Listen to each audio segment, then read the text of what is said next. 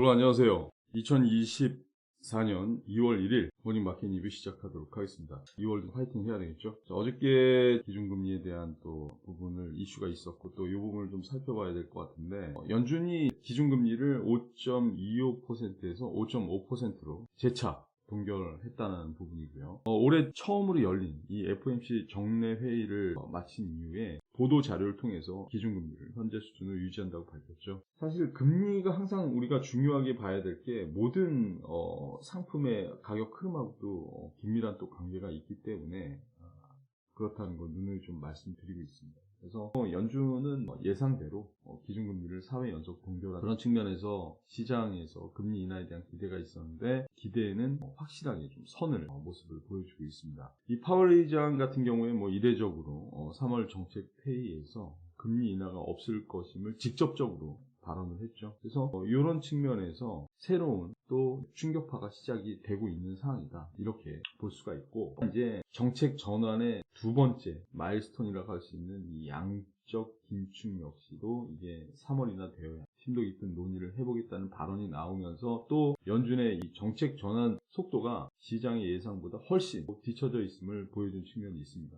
이 연준 같은 경우에는 지난 몇 년 동안 수익률 곡선에 뒤처져서 이것을 또 따라잡기 위해서 상당히 가파른 정책을 또 강행해야 했었던 측면이 있는데, 이제 다시 시장은 이 연준의 정책보다 빠르게 금리 인하를 또 요구하고 있는 상황 아니겠습니까? 연준과 시장, 자, 이게 우리가 생각을 해봐야 되는데, 연준이 시장을 앞설 수 있느냐. 근데 아직까지 데이터적인 측면에서 데이터가 나오는 건 연준의 편인 것 같아요.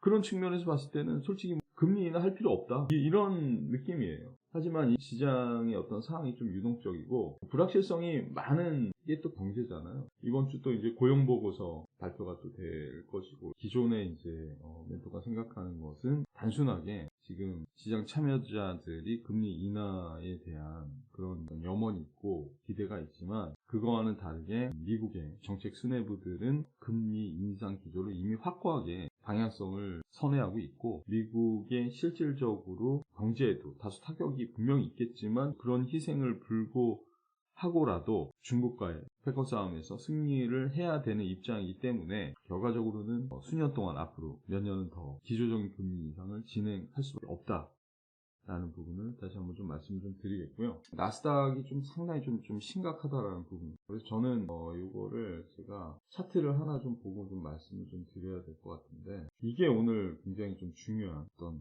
핵심 포인트가 될 것 같은데, 이 보시면은 이게 나스닥 차트입니다. 주봉 차트예요. 나스닥 주봉 차트인데, 저는 지금 현재 이게 나스닥의 가격입니다. 저는 이 고점을 얘가 아직 돌파를 하지 못했습니다. 여기서 추세 등락을 하더라도 추세적인 하락을 해서 요번에 좀 가파르게 아래쪽으로 좀 다이빙을 좀 해야 되겠죠. 13,009대까지 얘가 하락을 일단 할 걸로 분석이 됩니다. 그래서 아무튼 미국 만만치가 않습니다. 그래서 이제 일단 거기까지 좀 다이빙을 해야 되는 모습으로 진행될 것이다 라는 예상치를 또 말씀을 드리면서 모닝마켓 리뷰 여기서 마치겠습니다. 자, 모닝마켓 리뷰 여기서 마치겠습니다.